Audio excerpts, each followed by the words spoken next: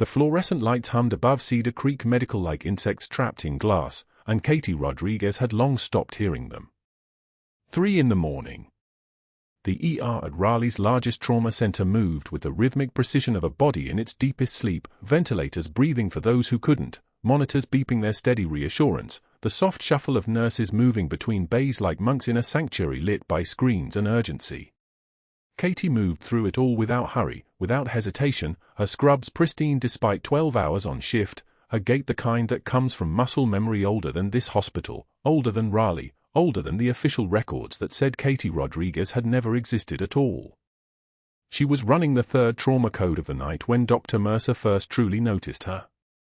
A 73-year-old male, massive MI, brought in by ambulance with a BP that had flatlined somewhere between the parking lot and the doors. The ER team scattered like startled birds, someone shouting for epi, someone else calling for crash cart, the usual controlled chaos that looks like confusion to untrained eyes. Katie was already moving before anyone called her name. She didn't run. Running was inefficient. Her steps covered ground like a calculation, her hands assembling before set up with the kind of precision that made it look easy, the kind that only happens after 10,000 repetitions in conditions where mistakes meant body bags. 16-gauge angiocath needle. Antiseptic. The smell of it, sharp, chemical, had been following her for longer than this job.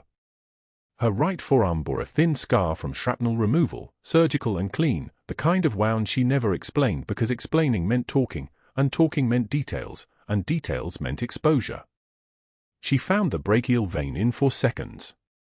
The needle went in smooth. Line secured. Medication pushing. The cardiac monitor traced its chaotic squiggle across the screen, the rhythm all wrong, the body rejecting itself. She didn't flinch. Didn't speak. Just worked. Her hands steady as surgical lasers. Her jaw set the way it only got when the work demanded precision and the work was all that mattered. Dr. Mercer watched from the observation window, his arms crossed over his chest, his face arranged in the expression of a man accustomed to authority and unaccustomed to being unnecessary. He was 46, Ivy League educated, the kind of doctor who believed his credentials were visible in his posture. He had attended Cornell. He had trained under surgeons whose names appeared in textbooks. And yet here was Katie Rodriguez, night shift, no credentials from schools that mattered, no pedigree, no proper lineage, working with the kind of composed efficiency that made his own hands look like they belonged to someone who'd learned medicine from a pamphlet. The patient's rhythm shifted. Sinus. Stable. The room released its collective breath like a held note finally resolving. Katie stepped back. Someone else would take over now, the attending, the residents, the machinery of official authority. She moved to the supply cart, began methodically returning unused equipment to their designated spaces. Gloves off. Hands washed at the sink where steam rose like breath in cold air. That was all. 1 patient saved, 3 hours and 40 minutes until shift change. She didn't celebrate. Didn't pause. Just moved to the next task with the kind of acceptance that comes from having already survived things that would break most people. Mercer watched the entire sequence without moving. He watched her efficiency. Noted her lack of hesitation. Observed the way the other nurses, younger, newer, less sure, looked to her when they needed confirmation on procedure steps, when the chaos required someone to think clearly. And he felt something shift in his chest that he might have called concern, might have called threatened, would certainly never admit to feeling. By the next week, the pattern was unmistakable. Patients began asking for Katie specifically. Not the attending. Not the residents with their credentials and their futures mapped out in hospital hierarchy. Them. The quiet nurse who barely spoke above a whisper, who appeared at bedside before you called, who had the kind of hands that steadied you simply by existing in the same room. An elderly woman recovering from spinal fusion asked specifically for the competent one, the dark-haired girl who doesn't need to talk to make you feel safe. A cardiac patient requested her name. A trauma survivor requested her again on the second shift. Katie didn't cultivate this. Didn't court attention or build relationships or do any of the things people usually did to build reputation.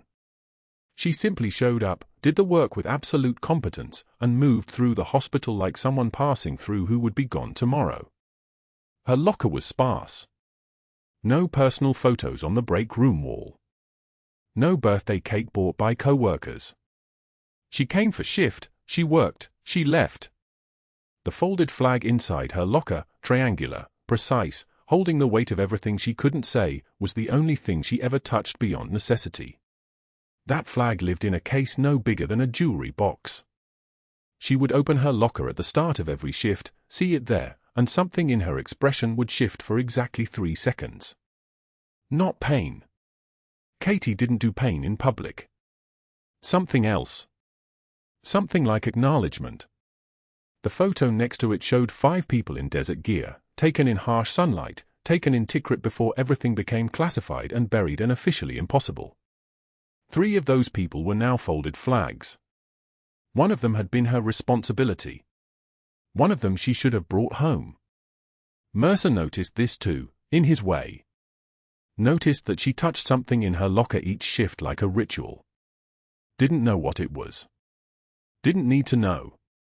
Understanding that she kept something hidden, that she had layers beneath her scrubs and her competence, was enough. It was enough to know that she was more than the role she was playing. And that was exactly what made her dangerous. He began the way men like Mercer always begin, carefully, with a kind of precision that comes from wielding institutional power like other people wielded scalpels. A memo to the shift supervisor about Katie's lack of formal trauma certification. Not incorrect, exactly. Just selective in its accuracy. A quiet word to the HR manager during morning coffee about whether her background check had been properly verified. Just making sure, Mercer said, with the smile of someone who'd never had to verify anything in his life. The kind of smile that suggested he was being helpful. Katie knew the moment the shift changed. She could feel it in the way Mercer looked at her during rounds. Could see it in the way other nurses suddenly became careful around her, the way information about staffing and patient assignment started bypassing her, the way requests for her presence on particular cases were quietly redirected. But she didn't respond. Didn't defend herself. Didn't speak. Just continued the work the same way she'd been trained to work, with absolute focus, with ruthless competence, with the understanding that silence was sometimes the most powerful position available. On her 7th consecutive night shift, during the deepest part of morning when the hospital held its breath between the chaos of emergency and the routine of recovery, she stood at her locker in the break room. 3 in the morning again. The fluorescent lights buzzed their unchanging frequency. She opened her locker. The case was there. The photo was there. She touched the flag once, the way she did every shift, and something in her posture shifted, just barely, just enough that if anyone had been watching, they would have seen the tension of a soldier standing at attention become briefly visible. But no one was watching. The next voice she heard was Dr. Mercer's, from somewhere down the hallway, laughing with someone about something unimportant. The sound carried that particular quality of a man who'd never had to be quiet, never had to disappear, never had to accept an official erasure as the price of service. Katie closed her locker. She would work her shift. She would save whoever needed saving. And she would continue moving through Cedar Creek Medical like someone who had already died once, officially and completely, and had nothing left to lose because losing required having something to begin with. The lights hummed. The monitors beeped. And somewhere in the darkness between what she was and what she pretended to be, the real nightmare was only just beginning. Grand rounds at Cedar Creek Medical happened every Tuesday at noon in Trauma Bay 2, and today 14 medical students crowded the space with their white coats still crisp from the laundry. Katie stood 3 feet from Dr. Mercer, tablet in hand, documenting the post-operative vitals on a patient who'd come through surgery 6 hours prior. The fluorescent lights cast everything in a clinical white that made mistakes impossible to hide. Which was precisely the problem. Mercer pulled up her charting on the teaching screen. His voice carried the practiced tone of someone performing for an audience. Here we see an example of inadequate documentation, he announced, gesturing at the screen with the kind of precision that made students scramble to take notes. Nurse Rodriguez decided that trauma protocol didn't apply to her personal judgment. Interesting choice. He turned to face the students directly. Perhaps military efficiency doesn't translate to actual medical standards. When we're running a hospital, we follow established procedures. Not improvisation. Katie's jaw clenched. Once. A single muscle contraction that lasted maybe half a second, the kind of movement only someone trained to read stress responses would notice. Then she continued charting. Her fingers moved across the tablet screen with the same steady rhythm they'd maintained for the past 3 hours. To anyone watching, she was simply an unremarkable nurse doing her job, deaf to the implication hanging in the air like contaminated air in an isolation ward. The students exchanged glances. One of them, a young man with red cheeks, looked genuinely uncomfortable. Mercer noticed the hesitation and doubled down. "This is what happens when we don't maintain standards," he said, voice dropping to a conspiratorial register that somehow carried further. "We get nurses who think they know better than the protocol. We get shortcuts. We get dangerous care." Katie turned away, her shoulders moving with the economical grace of someone who'd learned to conserve energy in high-stress environments. She walked toward the patient monitor, checking the oxygen saturation, 89%, climbing, and made a note. Her face could have been carved from stone. The mini-cliffhanger came an hour later, when Elena, the night charge nurse, caught her in the hallway outside the break room. Elena's expression was the kind of careful neutral that meant bad news was coming. "He's been asking about you," Elena said quietly, glancing over her shoulder. "Asking other staff about your background. Your history before Cedar Creek." Katie didn't respond immediately. She opened her locker, the same locker where the folded flag sat in its triangular case, pressed against her chest by a thin layer of personal items, and pulled out her phone to check the time. 1,347 hours. The precision of military timekeeping never left you. "What kind of history?" she asked, her voice level as a perfectly calibrated medication infusion. "The kind that makes people worried," Elena said. "He told Dr. Hammond you might not have been properly vetted. That your background checks could be incomplete. He's calling people. Making calls to people." Katie closed the locker. The magnetic catch made a soft click. "Thank you for telling me," she said, and meant it in a way that suggested this was neither the first warning she'd received nor the last she'd expect to get. By evening, an email arrived marked urgent in her hospital account. From Dr. Richard Mercer. Subject, security concern, patient advocacy incident. Katie read it in the break room alone, the words precise and clinical as a scalpel incision. "I am writing to formally document a concern regarding Nurse Katie Rodriguez's approach to patient care. During my observation of her interaction with patient Marcus Chen, I observed behavior consistent with unauthorized patient advocacy, going beyond her scope as a nurse to impose personal relationships on clinical decisions. This represents a departure from institutional standards. I am requesting that Human Resources conduct a thorough review of her employment history, background checks, and clinical credentials. The undersigned recommends a complete credentialing audit before Rodriguez continues to work with vulnerable patients." The email ended with a carbon copy to the hospital administrator and the chief medical officer. Mercer had been methodical. Professional. The kind of retaliation that left no fingerprints on the surface. Katie read it twice. Her hands remained steady. She deleted it from her inbox and returned to her rounds, pushing a crash cart down the hallway past a window where the late afternoon sun made everything look like it was already fading into memory. The cartwheel squeaked with each revolution, a sound she'd learned to tune out years ago in field hospitals where squeaking meant wheels, and wheels meant movement, and movement meant someone might still have time. The next 3 days unfolded with the precision of a tactical operation, except the terrain was institutional and the enemy wore a white coat. Mercer began reshuffling the schedule in ways that appeared coincidental to anyone not looking carefully. Katie's assignment shifted from the critical care cases she'd been handling to lower acuity patients. The surgery recovery floor.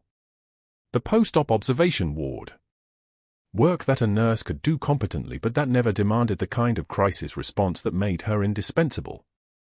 On Wednesday, she was scheduled alongside Marcus Chen again, the deaf veteran from Tikrit who'd been admitted 3 days prior for post-surgical observation.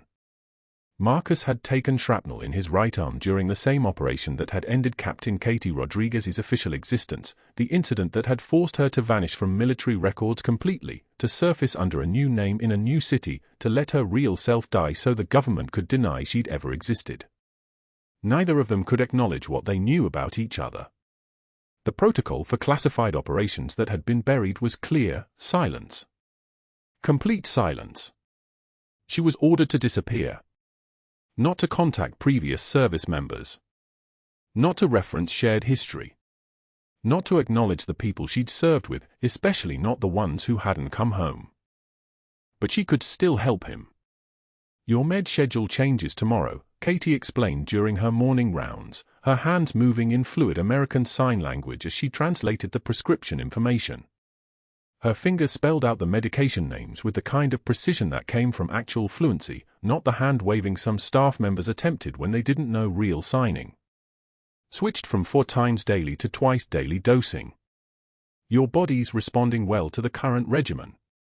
Marcus watched her hands move, his eyes tracking the signs with the focus of someone who'd learned to read communication from movement alone. He signed back, "You're good at this." "Most don't bother learning." "Most don't care enough," Katie signed, her face remaining professionally neutral. "I care."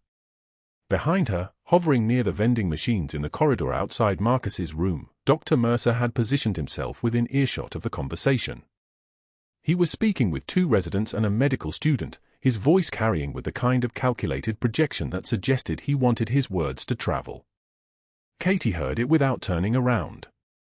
"Playing translator now, Rodriguez." Mercer's voice cut through the hallway like surgical steel through living tissue. "Maybe you missed your calling as a mime. Or maybe you just like patients who can't hear you fumble through explanations."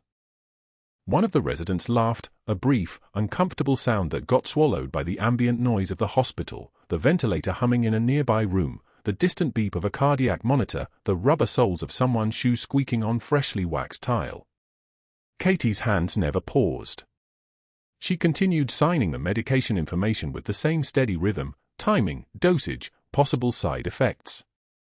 Marcus didn't hear Mercer's words. But he saw Katie's face, unchanged, composed, utterly undisturbed. Her jaw didn't clench this time. There was no visible response at all. And somehow that was worse for Mercer because it meant his cruelty had landed on someone so trained in absorbing punishment that she'd learned not to react at all. "I'm going to grab some Jell-O," Katie signed to Marcus once she'd finished the explanation, her face breaking into the smallest hint of what might have been humor. "You want blue or red?" Marcus smiled, a real smile, the kind that came from recognizing something true in another person. "Blue tastes less like punishment," he signed back. Katie signed acknowledgement and walked past Mercer without looking at him. The residents scattered. The moment deflated like a balloon with a slow leak. By the time the hospital's day shift ended and the night staff arrived, Mercer had already made 3 phone calls. First to the hospital administrator about concerning patterns. Second to the chief medical officer about competency questions. Third to someone in HR whose name Katie would never know, requesting a formal credentialing audit. Elena found her again that evening, this time in the locker room at 1900 hours, just as the night shift was beginning. "He's pulling your personnel file," Elena said quietly, her voice dropping low enough that only Katie could hear it over the ambient sounds of staff changing clothes and gathering equipment. "Actually going through your paperwork. Line by line. He's also requesting records from your previous employers." Katie understood what this meant. The government had created a paper trail for Captain Katie Rodriguez's civilian identity. Fake credentials. Fabricated employment history. All of it carefully constructed to withstand a normal background check. But a determined, competent man with institutional power, a man like Mercer, who understood how to manipulate systems, could potentially find inconsistencies. Gaps. The kinds of things that would raise questions that couldn't be answered without burning the entire cover that protected her existence. "What did you tell him?" Katie asked, her voice perfectly level. "Nothing," Elena said. I'm just warning you. He's thorough. He's also smart enough to know that if he can document questions about your credentials, he has grounds to recommend termination without it looking personal. He's building a case. Katie nodded. She opened her locker and looked at the folded flag, the triangular case that held what remained of Lieutenant James Morrison, her team's weapons specialist, the man who died in her arms in a building in Tikrit 7 years ago. The flag that represented the part of her that had to stay dead. "Thank you," she said to Elena, and meant it the way soldiers mean it, as a genuine expression of gratitude to someone who'd chosen to be an ally when neutrality would have been safer. Elena left. Katie stood in front of the open locker, her hand resting against the flag case for exactly 3 seconds. Then she closed the door, locked it, and walked toward the night shift that was already beginning without her. Somewhere in the hospital, Dr. Mercer was making notes. Building documentation. Creating a paper trail of concerns and irregularities. He had no idea who he was actually standing against. He didn't know that the quiet nurse in the dark scrubs had spent 12 years surviving things that would have broken most people. He didn't know that she could recognize a threat in its earliest stages and respond without hesitation. He was playing checkers. Katie was playing chess. And he'd just made his first move into dangerous territory. But that wasn't the worst part. The worst part came 48 hours later, during a shift change, when everything would collapse into crisis. Marcus Chen arrived at Cedar Creek Medical on a Tuesday morning with a sealed discharge folder and a request Katie would never forget.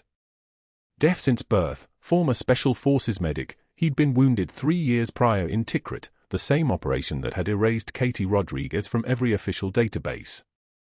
The intake nurse called it a routine post-surgical follow-up. Katie knew better the moment she saw his name on the assignment board. Her hands didn't shake. Her jaw didn't clench. She moved through her morning checklist with the same methodical precision she'd perfected over 18 years in trauma medicine, 15 of them buried beneath a false civilian identity. The fluorescent lights cast everything in flat white, washing out the color from the walls until Cedar Creek felt like a holding cell. She found Marcus in Bay 7, alone, staring at a ceiling tile. He was smaller than she remembered, injuries had taken muscle mass he'd never fully regained. When he looked up and saw her, something shifted across his face. Not surprise. Recognition. His hands moved before his eyes did, muscle memory reaching for sign language, then stopping. He didn't sign. She didn't speak. They'd been trained the same way. In hostile territory, you communicate without words when words could be monitored. When words could be classified.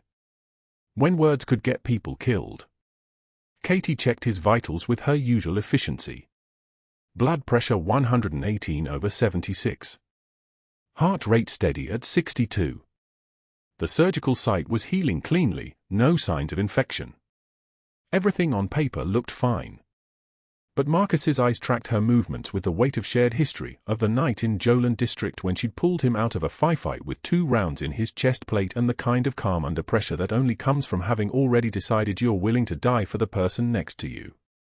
3 years of silence. 3 years of her existing as Katie Rodriguez, registered nurse, when she was really something else entirely.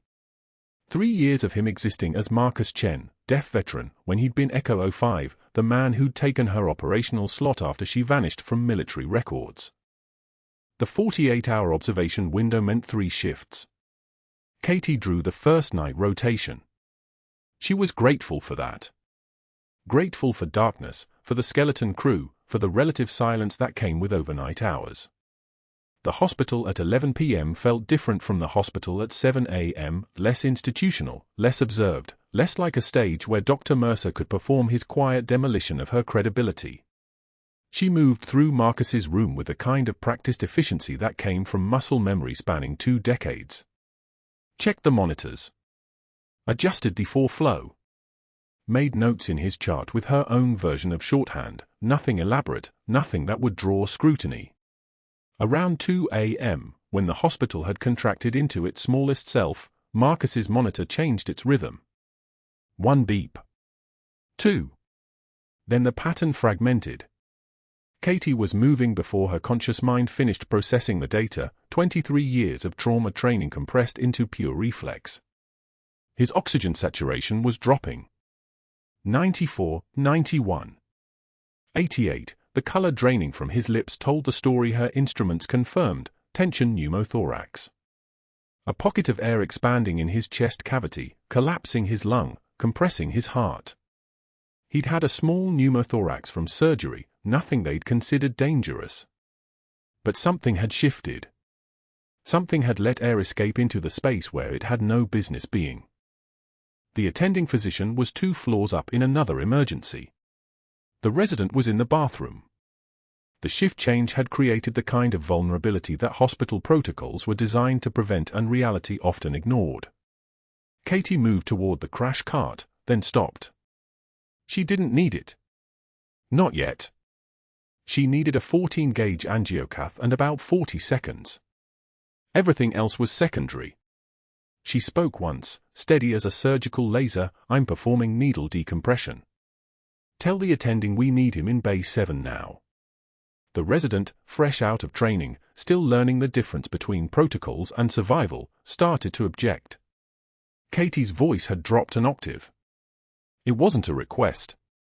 It was information, delivered with the kind of authority that comes from having done this before when the consequences were measured in lives rather than hospital policy. The resident moved. Radioed upstairs.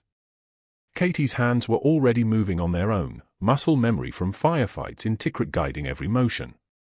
She prepped Marcus's second intercostal space at the midclavicular line. The needle went in. The hiss of air escaping. That terrible, relieved hiss that meant his lung was re-expanding, his heart regaining room to beat. O2 climbing. 75, 82. 88, his color returned like someone turning up a dimmer switch. Sinus rhythm. Regular, strong, alive. 90 seconds from crash to stable. Katie stepped back, breathing normally, as if she'd just completed a routine vital sign check.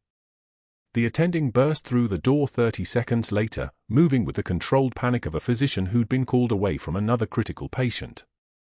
What he found was a stable patient with perfect documentation and a nurse standing calmly beside the bed with a kind of composure that suggested nothing had ever been wrong at all. The attending looked at the monitor. Looked at the chart. Looked at Katie with something like confusion. "What was that?" he asked. "Patient deteriorated at 2:07 a.m., Katie said, her voice measured and even. Tension pneumothorax. Needle decompression was indicated. Performed at 2:08. The attending nodded slowly, still processing, still unable to reconcile the clinical reality of his patient's condition with the impossible speed of Katie's response. "You performed it." Not a question. A statement. Katie didn't answer because she didn't need to. The evidence was written in vital signs and O2 saturation curves and the simple fact that Marcus Chen was alive and stable and breathing without assistance. Dr. Mercer heard about the incident by 6:44 a.m. He was in his office when his phone rang, the attending, technically supposed to report to the medical director, but making a professional courtesy call instead. Mercer listened without speaking, his jaw tightening with each clinical detail. A tension pneumothorax. A needle decompression. Performed by a registered nurse with no physician supervision. Performed by Katie Rodriguez. He was in Dr. Patricia Huang's office by 7:02 a.m., and he'd already made calls. 2 of them. One to a surgeon he knew who remembered Katie's basic training rotation and would testify that she'd been competent but not exceptional. One to someone in HR who owed him a favor. Mercer sat across from Huang's desk like a man delivering an autopsy report, clinical, damning, with just enough concern to suggest he was acting from institutional responsibility rather than personal vendetta. "The patient survived," Huang said, scanning Katie's documentation. Her voice was careful, measured, the way it got when she sensed legal minefields. "Her charting is flawless. The resident confirms no attending was available." "She exceeded her scope of practice," Mercer replied, leaning forward with the precision of a man who'd been preparing this argument for months. Any nurse can perform basic interventions in life or death situations, but she made a clinical decision. She diagnosed the condition, selected the intervention, executed it independently. That's not nursing. That's medicine. We have liability exposure, Patricia. Massive exposure. If something had gone wrong, if there'd been a complication, who's responsible? Huang shifted her pen from the right side of her desk to the left, a tell that she was considering the legal angle rather than the clinical reality. Mercer continued. Beyond that, I've discovered some concerning gaps in her employment history. Her military service ended abruptly in 2009. No transition period documented. No clear civilian career path before she appeared here in 2011. I've made calls to her listed supervisors, some are no longer employed at those facilities. Records are incomplete. We have a trauma nurse performing emergency medicine without clear credentials verification. It wasn't a lie. It was a construction. Every individual fact was technically true, but arranged in a way that created an architecture of suspicion. Katie's military records did end abruptly because she'd been classified out of existence. The supervisors he'd called had been carefully selected, people who'd worked with her but didn't have the context to defend her fully. The gaps he'd identified existed because she'd been ordered to surface for nothing, to disappear completely, to let Captain Katie Rodriguez die officially so the government could deny she'd ever held that rank or executed that mission. Huang closed the file. I'll need to conduct an employment review. I think that's appropriate, Mercer said, his voice carrying the weight of a professional consensus he'd manufactured through a series of phone calls. I'd recommend having legal present. Katie received the HR summons at 8:15 a.m., delivered as a formal email to the address she never checked during work hours. Employment status review. 10 a.m. tomorrow, HR conference room B. No explanations. No context. Just the clinical neutrality of an administrative notice that meant her employment at Cedar Creek Medical was entering its final act. She sat in her car in the parking garage for 10 minutes after her shift ended, hands on the steering wheel, breathing measured and controlled. The air smelled like concrete and old oil and the particular staleness that came from being underground. Through the windshield, she could see the ramp leading up to daylight, but she didn't start the engine. Not yet. The classified operation that had erased her from military databases still bound her to silence. She'd been ordered to disappear after Operation Silent Thunder was buried, to surface for nothing and no one. To let Captain Katie Rodriguez die officially. To let the army deny she'd ever existed. If she tried to defend herself tomorrow, if she explained the gaps in her employment, the missing years, the sudden appearance as a civilian nurse, she'd violate national security protocols. She'd break the oath she'd sworn to a government that had already erased her. She'd put people in danger. The safe houses wouldn't be safe anymore. The people who'd helped her transition would be exposed. The entire operation would be compromised. She could say nothing. Or she could break silence and destroy everything. There was no third option. That night, Katie opened her locker at Cedar Creek Medical for what she didn't yet know would be the last time. The folded flag case was there, triangular and heavy with the weight of ceremony and grief. She'd carried it since the day they'd handed it to her, flag from a teammate who'd taken a round that was meant for her, who died in Tikrit with Katie's blood on his hands and his own spilled across desert sand. Beside it, the Kandahar mug with a crack along the handle, chipped during transport and never replaced because the crack reminded her it was real. The dying succulent someone had given her at hospital orientation, now barely holding on, its leaves brown and papery and barely distinguishable from dry grass. And the photograph. The team before everything changed. Before the mission went sideways. Before half of them became folded flags and the other half became ghosts. She held the photograph for a long time, looking at the faces. Young faces. Faces that still believed they were invincible. She touched the glass over her own face, younger, different, with the kind of certainty that only comes before you understand what can be taken. Then she began to pack. By the time Dr. Mercer finished his systematic dismantling of Katie's support network, the hospital had become a maze of reassignments and locked doors. Every nurse who'd worked alongside her, who'd learned from her, who might have testified that she was the steadiest person on night shift, gone. Jennifer Chen transferred to pediatrics. Marcus's sister pulled from the trauma rotation to behavioral health. The 3 night shift RNs who'd seen Katie work a 4-patient code blue with the precision of someone assembling a Swiss watch were redistributed across different floors, different time blocks, different units. By Wednesday morning, Katie had no one. The isolation was surgical. Dr. Mercer had removed her pieces from the board one by one until only she remained, standing alone on a chessboard where every square was suddenly hostile terrain. The HR manager's name was Susan. She was the kind of woman who'd learned early that reading from scripts protected you from having to make actual decisions. Katie sat across from her in a windowless room that smelled of burned coffee and laminate. The clock on the wall said 8:13 a.m. 11 minutes. That's how long her employment at Cedar Creek Medical would take to dismantle. Effective immediately, Susan read, her eyes fixed on a laminated document in front of her, never lifting to meet Katie's. Your employment status is being terminated due to concerns regarding institutional fit and alignment with hospital protocols and values. Katie's hands rested flat on the table. She didn't move them. Dr. Mercer stood in the doorway, arms crossed. His expression was neutral, perfectly, calculatedly neutral, but his eyes were the color of satisfaction. He'd won the game he'd been playing since the moment Katie's composure threatened his authority. She could see it in the way he stood, the way he almost didn't smile. He was savoring this. He was letting the moment settle into his bones like a trophy.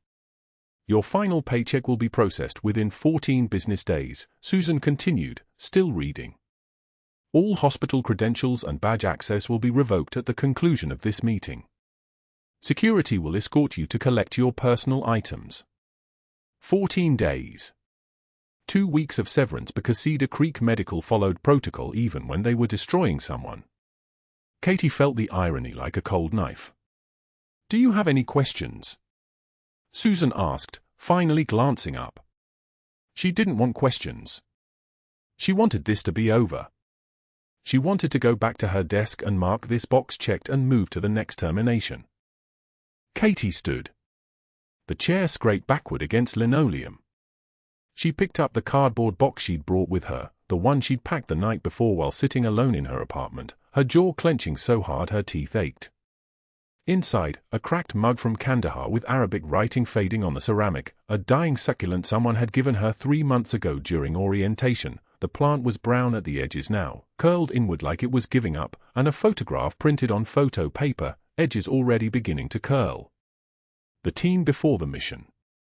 Before half of them became folded flags.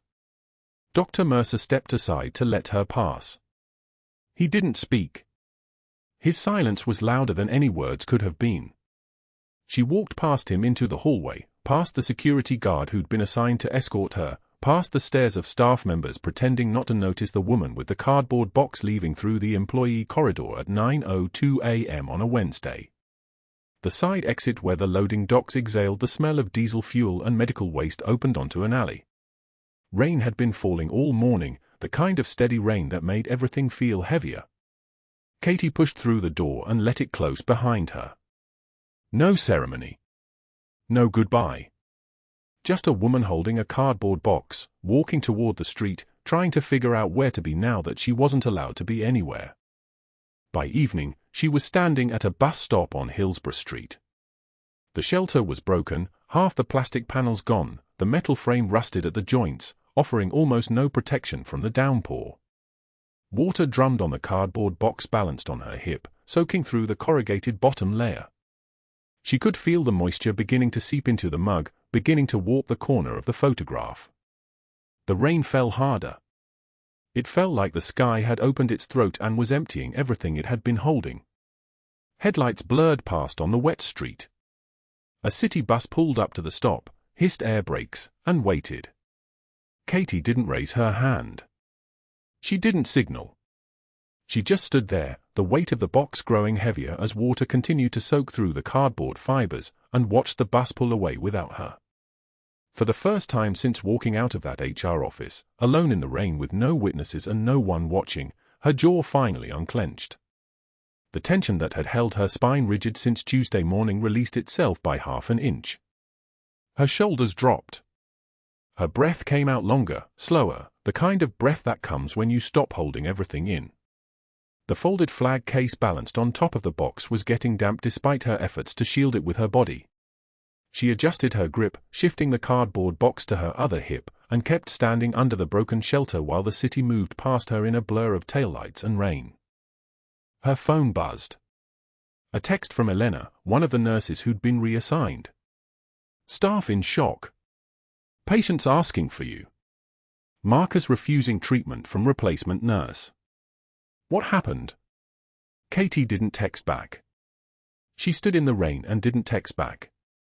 Another message came through. Then another. Marcus Chen asking if she was okay. The night shift charge nurse requesting her to explain what went wrong during the medical crisis. Question she couldn't answer because the classified operation that had erased her from military databases was still binding her to silence. She was ordered to disappear after the mission was buried, to surface for nothing and no one, to let Captain Katie Rodriguez die officially so the government could deny she ever existed. You don't survive that and then explain it to people who knew you as just a nurse. The rain intensified. Thunder rolled across Raleigh like distant artillery. She adjusted her grip on the box again. The succulent was probably dead now. The mug was definitely going to be waterlogged. The photograph, the one with her team smiling at camera, half of them still breathing, was absorbing moisture on its edges, beginning the process of becoming a memory of a memory. Another bus pulled up. She stood motionless. A man walked past under an umbrella, gave her the look that people give to those who are drowning in plain sight, the look that says you are a problem for someone else to solve. He kept walking. The bus pulled away again. But that wasn't the worst part. The worst part was the silence in her head. For the first time in 12 years, there was no mission. No orders. No purpose. No reason to wake up at 4 a.m. with a kind of clarity that only comes from surviving impossible things. She was just a woman standing in the rain with a cardboard box, waiting for a bus that would take her somewhere, anywhere, that wasn't this bus stop, wasn't this moment, wasn't the moment that was supposed to be impossible but had somehow happened anyway. The clock on the corner bank read 9:02 p.m. She'd been standing at the bus stop for 5 hours. The cardboard box was coming apart now, the bottom edges completely saturated, the content shifted from the weight of the water. She could feel the mug beginning to slide inside, the photograph beginning to curl. 48 hours. That's how long until everything would change again. She didn't know that yet. She stood in the rain and didn't know that in less than 2 days, a man in a wheelchair would whisper a single word, Valkyrie, and the entire machine of the military would arrive at Cedar Creek Medical like thunder, and her silence would finally be broken by people who understood what it cost to keep it. But that night, standing under a broken shelter while rain soaked through the bottom of a cardboard box, Katie Rodriguez was just waiting for a bus that never came, holding what was left of a life that wasn't supposed to exist anymore, counting the hours until someone finally figured out who she was.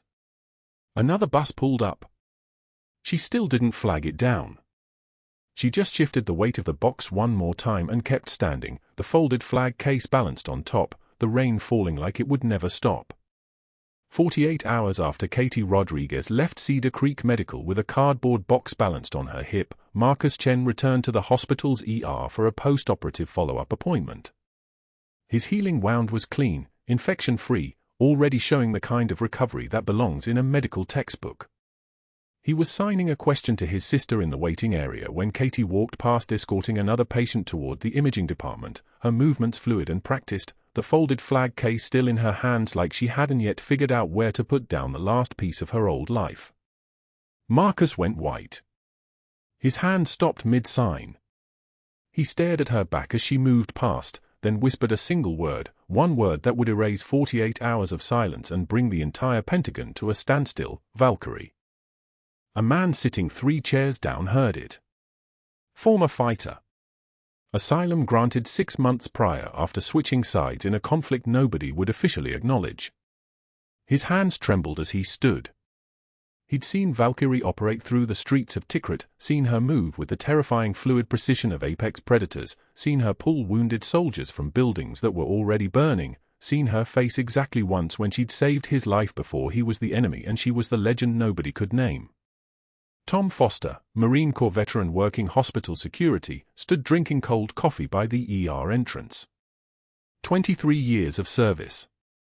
For tours. A man trained to recognize the moment when everything changes. He heard the whispered name and his coffee cup froze halfway to his lips. He pulled the asylum-granted refugee aside into a private security office and made a single phone call to his contact at the state medical board. While waiting for a callback, Tom opened his tablet and pulled up declassified service records, fragments, heavily redacted, but enough. He read them aloud to the man sitting across from him. For extraordinary heroism during Operation Silent Thunder, Captain Rodriguez led a team through enemy territory to extract. The rest was blacked out. But it was enough. It was everything. The phone rang. Tom answered. Listened. His jaw tightened. He said 6 words: "She was terminated yesterday." Cedar Creek Medical. General Michael Vance arrived 47 minutes later in full dress uniform, dress blues with medals that told a story of command decisions and classified operations spanning 3 decades. He walked through Cedar Creek Medical's lobby with the kind of presence that made the air pressure change, made staff straighten unconsciously, made everyone understand that this wasn't a routine visitor. He saw Katie at the nurse station updating a patient chart and rendered a formal salute, fist to chest, held for 3 seconds, the kind of salute reserved for the highest-ranking personnel or the deepest respect. Then he asked his question, and he asked it loud enough that the entire lobby heard. Why is a Silver Star recipient holding her belongings in a cardboard box? The room went dead silent. Katie's pen stopped moving. She set it down slowly, turned to face the general, and when their eyes met, her jaw unclenched by exactly 1 millimeter, the only tell that she understood what was happening. Dr. Mercer appeared from his office within 60 seconds, drawn by the disturbance. His face went from pink to red to a peculiar shade of white when he recognized the uniform. He started speaking. "I'm not sure what's happening here, but this hospital maintains strict protocols regarding." A woman in a Pentagon liaison suit stepped forward before he could finish. Her voice cut through the lobby like a scalpel. Captain Katie Rodriguez operated under codename Valkyrie. Her service record was classified under national security protocols. Every gap in her civilian employment history corresponds to active deployment. Her termination based on her background irregularities constitutes breach of federal law protecting classified personnel from workplace discrimination. She produced a tablet. Dr. Mercer's face drained completely of color. Tom Foster stepped forward next, holding up his own device, screen full of security footage and email chains. "I'm Tom Foster, Marine Corps veteran, IT security director for this hospital. When Dr. Mercer requested deletion of security footage from the needle decompression incident citing patient privacy concerns, I ran a security audit and found inconsistencies. So I preserved every frame and forwarded them to the state medical board this morning, along with email records showing Dr. Mercer knew the procedure was medically appropriate but filed complaints anyway." The email thread scrolled across the tablet visible to everyone in the lobby. Dr. Mercer's own words stared back at him. "No question the skill was impressive, but we can't have nurses operating beyond scope. This is our leverage to terminate Rodriguez." Another message: get HR to focus on background gaps. Medical board won't care about skill if we frame it as credential fraud.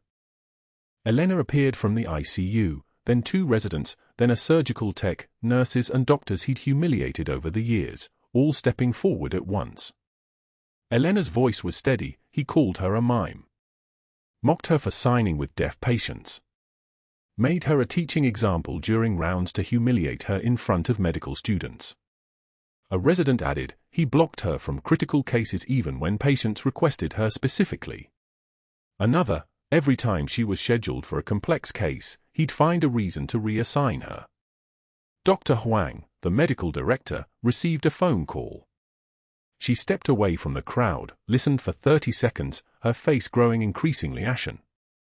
When she returned, her voice was professional but carrying the weight of institutional consequence. The State Medical Board is opening a formal investigation into Dr. Mercer for falsification of complaints, retaliatory personnel actions, and destruction of evidence. His clinical privileges are suspended effective immediately pending full review. Dr. Mercer's hand started to shake, the first time anyone had ever seen him lose control. He tried backing away toward his office, but security, Tom Foster personally, stepped into his path, not to remove him yet, just to ensure he couldn't access files or computers.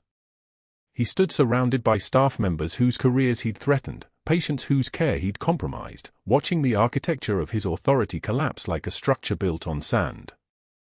General Vance turned to Katie, saluted again, and said, "Captain Rodriguez. Welcome home." Katie's expression barely changed. She nodded once. That was all. The cardboard box sat on a nearby chair, the folded flag case visible on top, and for the first time since she'd been erased from every database and forced into silence, someone official had said her rank out loud. The Pentagon liaison approached her and said quietly, "We owe you 18 years of acknowledgement. We're starting now." 6 weeks later, the State Medical Board revoked Dr. Mercer's license to practice medicine in North Carolina. The court-mandated community service, driving a medical supply van 5 days a week to rural clinics across the state, delivering bandages and syringes and ventilators to the underserved communities he'd spent his career ignoring. He would spend the next 2 years loading boxes and unloading equipment in small towns where people couldn't afford to be dismissed, where medical care meant the difference between survival and tragedy, where credentials meant nothing and competence meant everything. Katie Rodriguez stood at the front of Cedar Creek Medical's largest lecture hall, 170 square feet, seats filled, standing room only. 70 staff members packed the space, nurses, residents, attending physicians, even Dr. Huang in the back row. Katie wore full scrubs now, but with a new credential hanging below her hospital badge, teaching faculty, trauma medicine. Her presentation scrolled across the projection screen behind her, recognizing tension pneumothorax, clinical decision-making under pressure. She moved through the material with the same methodical precision she'd used on battlefields, how to recognize the signs, decreased breath sounds on one side, elevated JVP, tracheal deviation, hypertension. How to perform needle decompression at the second intercostal space, midclavicular line. How to make the decision to act when no attending physician is present. How to live with the consequences of choosing correctly versus choosing not to choose at all. Marcus Chen sat front row. His sister sat beside him. When Katie finished the technical portion and opened for questions, Marcus signed, both hands raised, fingers moving in rapid fluid ASL, and Katie answered in perfect sign language while simultaneously speaking for the audience, her voice warm and authoritative. The procedure is the same whether you're in a trauma bay or an alley. The patient doesn't stop needing you because of where you are. When the session ended, Marcus started signing applause, hands raised, rotating at the wrists in the deaf tradition, and the entire room erupted in standing ovation. Katie's expression barely changed, but her jaw unclenched. Her shoulders straightened. She was home. The hospital's Veterans Memorial now occupied the main lobby, a glass-fronted display case holding a triangular folded flag. A small brass plaque beneath read only, Valkyrie, served with honor. Inside the case, the flag gleamed under careful lighting, preserved the way you preserve the things that matter most. Katie's teaching office contained the cracked Kandahar mug, now repaired with gold leaf in the Japanese kintsugi style, a gift from the nursing staff with a note that read, "Broken things are beautiful when treated with honor." The dying succulent had sprouted new growth, 3 inches of green reaching toward the window light. The photograph of her team hung private, where only she could see their faces every day. Elena approached with paperwork. Katie had been appointed to the Hospital Ethics Committee and the Trauma Protocol Review Board. Tom Foster had created a veteran support program with Katie as principal advisor. Dr. Huang had personally apologized, a conversation in Katie's office, door closed, where she'd said, "I should have protected you. I didn't know.